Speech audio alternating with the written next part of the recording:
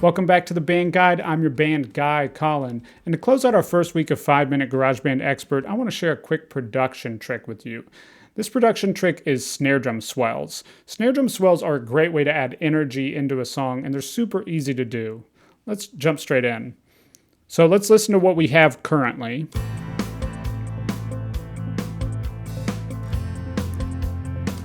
Sounds great, sounds fine, but it doesn't really pull you forward. There's something missing in it, and what I'm really wanting is like the drum beats just doots, doots. It would be great if it was do, do. You know what that is. So a reverse snare drum swell. Let's go ahead and start. We're just going to duplicate our snare track, and we're just going to bring this down. So now we have 2 snare tracks, and then we're just going to find a snare hit here.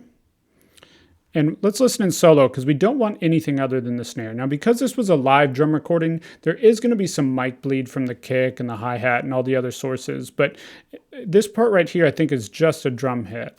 Let me take that off.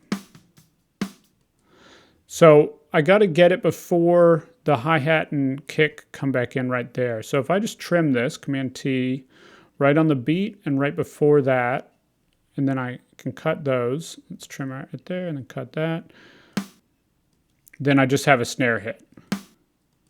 So very simple. All we need to do to reverse this, we're going to hit E to bring up our editor, and we're going to go to region, and we're just going to hit reverse playback. But we got to select it first, and then we're going to hit reverse playback. And then we're just going to drag it until it leads straight into that snare hit. Now this has the hit on it, so we don't want the hit to happen necessarily before.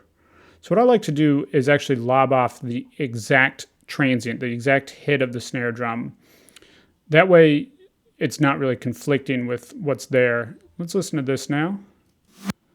So we just have, and then it stops because we want what resolves there to be the snare hit. So let's go and rename this snare swell. And let's see how this sounds in the context. It's cool already, right? So then what we have to do, so the nice thing is this one is exactly a beat, can be exactly a beat, so we're right here. And then we can just take that and we can just put it right before each one of our hits. Now, if you're working with GarageBand Drummer and you've converted to MIDI, you could freeze these tracks, freeze your snare track, and take that audio back in and do the same thing with that audio. There's a lot of ways to accomplish this same effect.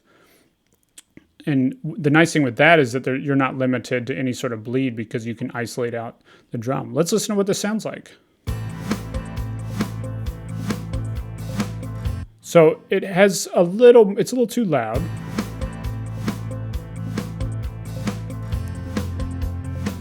And then one thing I always like to do is I like to add just a little bit of reverb straight on this. So let's go down here.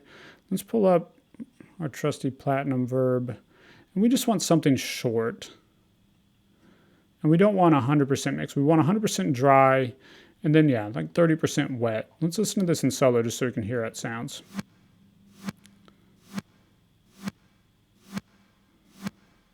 So that just allows it to be have a bit of a tail and not just end so abruptly.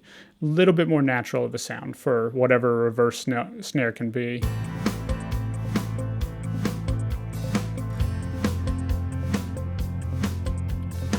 Now, I always find that a little less is more with snare swells, so you want to mix them up into where they're sounding really natural.